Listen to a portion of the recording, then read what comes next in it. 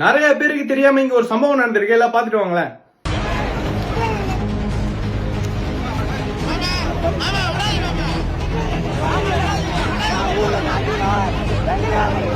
தமிழும் தளபதியும் எங்கள் அடையாளம் இல்ல. இந்த வீடியோ கிளிப் பாத்திருப்பீங்க. இது என்ன நியூஸ்னு பாத்தீங்கன்னா, 2 நாளைக்கு முன்னாடி திருவண்ணாமலையில டிம்கி கட்சி வந்து ஒரு இளைஞர் அணி மாநாடு அசிங்கமா கட்டுப்பாடே இல்லாம ஒரு மாநாடு நடத்தினாங்களா. அந்த மாநாட்டில் நடந்த சம்பவம் தான் இது. எப்படின்னு பாத்தீங்கன்னா, ஸ்டாலின் சார் வந்து ஒரு பாகுபலி எஃபர்ட்ல வரக்காக அந்த அவரோட காரை ஃபாலோ பண்ணிட்டு பின்னாடி 150 கார் வந்துச்சு.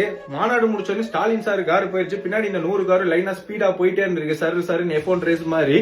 அப்போ அந்த இடத்துல வந்து திருவண்ணாமலையில அந்த இடத்துல நைட் ரோட்ல நடந்து வந்துட்டு இருந்தாரு ஒருத்தர். கூலி வியாபாரம் முடிச்சுட்டு நடந்து வந்துட்டு இருந்த ஒருத்தர் அந்த டிஎம்கே கார் ஏத்துல இடிச்ச இடியில அவர் 200 மீட்டர் தள்ளி போய் விழுந்திருக்காரு பாவம். அப்ப அந்த கார் எவ்வளவு ஸ்பீடா வந்திருக்கும். நீங்க கெத்து காட்டுறதுக்கு ஒருத்தர் செத்து போய் தான் அது பண்ணுமா சார்? மனுஷ உயிர் என்ன சும்மாவா இருக்கே? வாய்க்கிலே கேள்வி கேட்டீங்களே. எங்க போனாரு உங்க தலைவர்?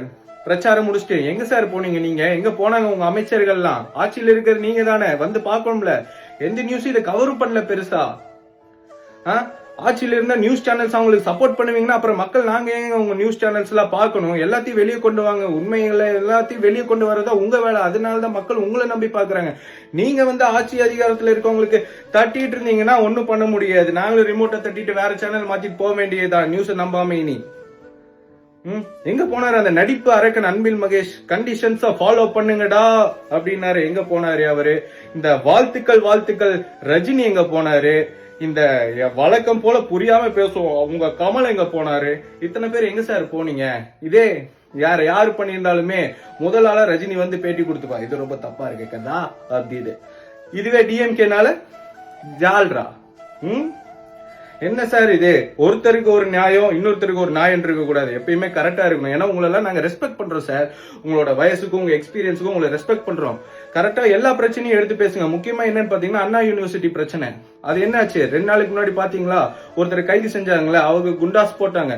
அது வந்து இப்ப ரத்து செஞ்சிருக்காங்க. அதுவுமே எந்த நியூஸ் சேனல் பெருசா கவர் பண்ணல. இது எத்தனை பேருக்கு தெரியும் கூட தெரியல.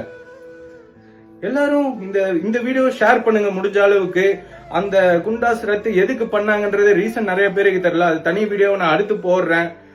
அதுக்கு முன்னாடி இந்த ஒரு உயிருக்கு அவங்க வந்து என்ன பண்ணாங்க, அந்த குடும்பத்துக்கு என்ன பண்ணாங்க, அந்த நீதி கிடைக்கும் வரை வீடியோவை எல்லாருக்குமே பகிர்ந்து கொள்ளுங்கள்.